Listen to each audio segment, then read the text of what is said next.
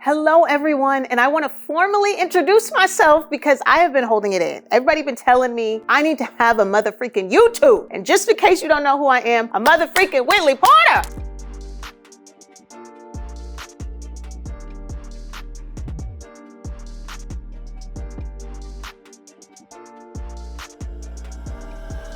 I love what I do, okay? I am a life coach, used to be a pastor, I'm a best friend, a girlfriend, hopefully fiance, a wifey. So you see I'm wearing in the middle because I'm ready, baby. I'm ready. If you watch it, baby, you know what I want, right? But no, I love helping people to become their best selves. I want you to watch this channel and say, this girl is freaking helping me get my mother freaking life, right? I'm sure you're watching, you a boss chick, right? You got your business, you doing your thing. But who checks on you, right? I don't even check on my mother freaking self. So if I'm being real, I created this so that we would have at least 5 minutes of our day where we could do an emotional, mental check-in. Because sometimes these people be driving me mother freaking crazy. If you got a business, you know what I'm talking about. You work for somebody, you sometimes want to choke them. Don't choke them, all right? Tune in to Let's Lean In with mother freaking Whitley Porter. And we go get it together, all right? I'm not talking at you, I'm talking with you. We're doing this together. So this channel is your channel. It's our channel, all right? Especially as Black women, we need this. We need support. We need to come together.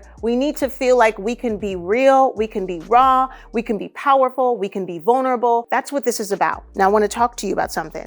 Before I keep going, I need you to do me a favor because I want us to really be friends, like not fake friends. And you know when somebody is really your friend, when you follow them. So please subscribe. I need you, all right? One day I want to have Oprah on here. She's not going to come if she don't see the numbers, all right? So tune in, share, like, do whatever you got to do. But most importantly, please subscribe below, all right? We're going to jump right in. This episode is my first episode, and I'm calling it It's Personal. I feel like I have been living, but I haven't always felt safe enough to be all that I am. What do I mean by that? I'm sure you can relate. You're on your job. Something tells you to speak up, to step out, to take on that project, to reach out, to start that business, to go on that trip, to do certain things. And perhaps you don't say anything. Perhaps you do say something. I'm gonna talk about what happened to me. At least these last 10 years. If you don't know me, I want to be a talk show host. Hence why I have a YouTube now, all right? I love to talk. I'll talk all the time. I talk so much, I might as well have stock and throat coat, all right?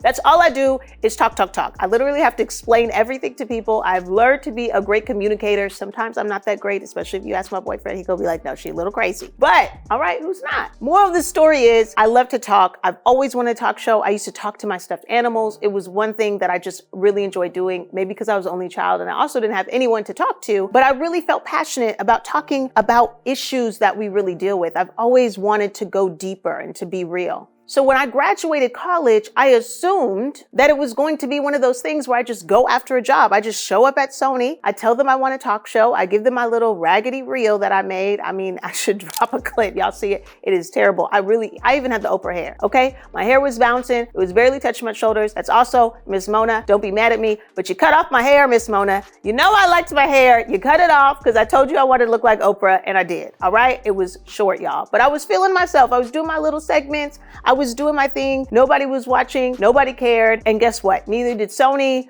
nor the thousands of emails that I sent out. I even reached out to Oprah. Oprah, if you watch it, it's okay. We still got time. And I really started to feel like, what is happening? This dream that I had, right? They teach you in school, what do you want to be when you grow up? I want to be a talk show host. So I'm thinking like, I just graduate college. Obama was like, yes, we can. And guess what life said? No, you can't. No, you can't. Go sit down. Shut up. You're not doing it yet, right? So I started to feel really defeated. So year after year, I was putting out content. I was reaching out to everybody I could. And while I was doing that, I was also assuming that by 25, I'd have kids. I'd be married. I'd be on a yacht somewhere because I was going to be rich by the time I was 30. None of those things happened. And I'm not angry, even though I'm yelling. I am just telling you that I'm passionate about the fact that I had believed this for so long. So finally, the world opened up when the world shut down. I know it sounds crazy. The pandemic hit. 2020 hit, everybody got scared. They was inside the house, they were sad. I am so sorry for anybody who lost anyone. I mean that. I know 2020 was a rough year. Instead of staying in the house, as an only child, I told you, I didn't have no one to talk to. I went out and I started shooting. I started filming. I was, moving forward with productions because I said, this is actually a time where I can use it to my advantage. I did that. I spent a lot of money working on projects. Please don't get mad at me. I had to tell you the truth. Someone told me they were going to introduce me to Oprah herself. They said, work on content. Don't put it on YouTube. I was following my girl Issa. I was like, I have this whole segment. I'm gonna go out. They said, don't do it. I'm gonna show it to Oprah. I'm gonna help you. And so I said, great. And guess what? I listened to them, did everything that they said, spent thousands of dollars that I had saved while in the pandemic, working on projects, doing extra life coaching, everything. I spent all of my money just to find out that this person was not who they said they were. And from then I realized I can either continue to believe in myself or I can allow this to be that moment, that moment that happens or has maybe happened to you where you realize maybe I should go a different route. Maybe this thing isn't really for me. So I went through that phase where I literally saw the crossroad. I said, I can really become someone who becomes recluse or stops trusting people or becomes angry. Or then, I have kids and then my kids ask me what I wanted to be. And then I end up being like something random, like a bakery owner because I like, ice cream and cookies. I don't know. But anyways, I just didn't really want that to happen to me. So I continued on the path and I stopped doing check-ins emotionally. Hence why this is called Let's Lean In, because I'm leaning in on myself. So I kept moving forward by all means necessary. 2022, I had 3 full-time jobs. Yeah, 3. Okay. So when everybody was saying they was tired, I was like, you're lying. You're not tired. You're lazy. No, I'm just kidding. I'm not. I mean, hey, I don't know. I'm not saying you're lazy or not. I'm just saying that I had 3 full-time jobs and I had started a media agency. I did everything in my power to not only start these businesses, work on the things that I need to work on, have my jobs, but support other people. I poured myself out to the point to where I gained weight. Now you, my friends, if you're watching, I'm going to let you know something. I gained 30 pounds. Ain't nobody told me. Nobody told me. I was on the beach in Jamaica trying to be sexy, and Kyler was like, pull up your bathing suit. Your titties is popping out. Because I was fat, okay? I was gaining weight. My thyroid was out of control. I went to the doctor. They said, your cholesterol's up. I'm like, dang, I'm in my early 30s. How do I have high cholesterol? You know how overweight I felt? I felt obese, okay? I was struggling because I was with all of my might, forcing my body to do what it needed to do, or really what it couldn't do at the time, to make sure that that promise I made to myself would come to pass. So here I am, 2022, going into 2023, realizing literally December, it's been an exact year, is when I said, okay, I still believe, but now I'm starting to have physical limitations. Go into 2023, take 2 jobs away, keep 1, keep my business, keep an entire staff. At one point, I had a staff of almost 10 individuals. A lot of money was coming in and a lot of money was going out. I've had a phenomenal year, was able to do some amazing things. I ended the year, or I'm ending this year, and I'm making another promise to myself as I've lost the 30 that I gained. All right. So now we got to get to where I really need to be. So, thank you. I know I look good, right? Okay. Thank you. But now I'm in this place where I'm saying, Whitley, 2024, it's personal. What do I mean by that? Because there were some times when I was pushing, when I had those multiple jobs, when I was doing these different projects, when I realized I was trying to prove something to others. I was trying to validate or affirm this thought that I had in myself that I wasn't sure if I was tripping, if I was, going crazy, if it was real. And here I am in this moment saying, when I realized I was neglecting my inner being, like when I realized that I was pushing myself beyond a point where I could even physically keep up, I said, Whitley, something's got to change. And the motivation behind what you're doing, if it's for others, I'm not sure how natural and organic it's going to be when everybody else is gone and you're sitting there with yourself and you've done it for them. Staff has come and gone. Jobs has come and gone. Money has come and gone. But what is left when everybody is gone is still you. Sis, I know you're out here doing your thing probably, and you're probably very tired. You're probably not okay. You're probably secretly, and I'm not going to tell nobody, and I'm even going to say it a little low, depressed.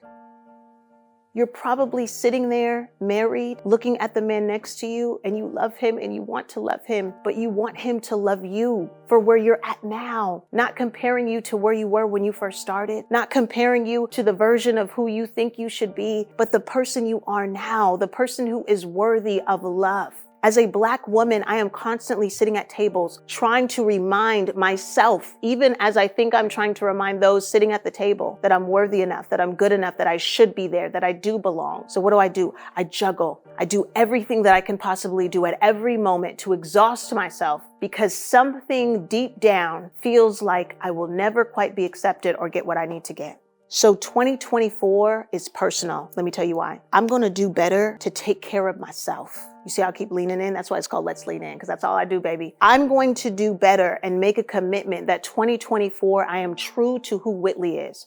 I'm a lot. I'm going to be a lot. I'm very emotional and sensitive. I'm going to tell all my friends, if you don't want an emotionally sensitive person, we probably should not be friends. I'm going to go to my job and wear the dress that I want to wear that shows off a little curve. I'm going to do whatever makes me feel like I am being the highest version of myself. I'm not saying I'm about to be rude, right? I'm not saying that I need to be nasty or I need to be aggressive. What I'm saying is I've got to be Whitley. Because when I was sitting there, when I saw how much weight I gained on behalf of trying to prove myself, when I saw how I kept snapping in my relationship, or I was often angry, and I found myself going into like times where, someone cuts me off, I'm feeling road rage. I'm not okay. So 2024 is personal. Let it be personal for you. What goal do you have for yourself? Where do you see yourself? What does the highest version of yourself look like? What is she doing? What is she wearing? Literally down to what is she wearing? What size is she? What color is her hair? How does she dress? What friends does she have? It's personal. I have had thoughts that have been planted in my mind that I know I didn't put there. I'm a spiritual person. I know the enemy will come after us at times. I didn't place the thoughts I'm not worthy, but they've been there since I've been a child. So I had to tell that little 6-7-year-old Whitley, I know you want a talk show, so go make a YouTube. Do you get what I'm saying? Sometimes we have these grandiose ideas and they don't quite go out the way that we want to, or they don't quite play out the way that we want to. So then we cut ourselves off from the life that we're called to live. But make 2024 personal for you. If you feel like you are called to something greater, it's because you are. So step into it. If you feel like you have been placed in a box, it's probably because you have. So step out of it. If you feel like you should be in a relationship, go on a dating app. That's what I did. I was waiting around for God to just drop everything in my lap. And he said, maybe the problem is not that you're crazy about what you feel like you're called to do. It's that you're married to a process that I never told you was going to be the process. And maybe the issue with our lives and the depression and the sadness and the frustration is not because you were not created to do that thing, but maybe if you just allowed yourself to release control of how it happens and you look for the resource, you get towards the means to an end. So I had to say, okay, maybe my talk show won't be on ABC right away. So here we are, leaning in, being real, having a conversation about the fact that I realized Whitley was not okay. So 2024, it's personal. 2024, I'm going to therapy. I'm exercising. I'm going on those trips. I'm leaning in. I'm not signing up for something I don't want to do. I'm not overcompensating in my relationships to make someone feel great and to make me feel worthy. I'm just going to be. I got real stirred up. I'm sorry. I was not yelling at you. I love you. All right? Do me a favor. Do a check-in. Are you okay? If you're not okay, you can do something about it. It's personal. This is our year. Thank you so much. Thank you for tuning in, for trusting me, listening to me share my story. I'd love to hear your thoughts. Put them in the comments. DM me. It's not Mother Freaking Whitley Porter, but I need to change my name because I think that's what I want to be called. But check me out on all social platforms, Whitley Porter. I would love to hear from you. Thank you again. Make sure you subscribe. It's our year. It's personal, baby.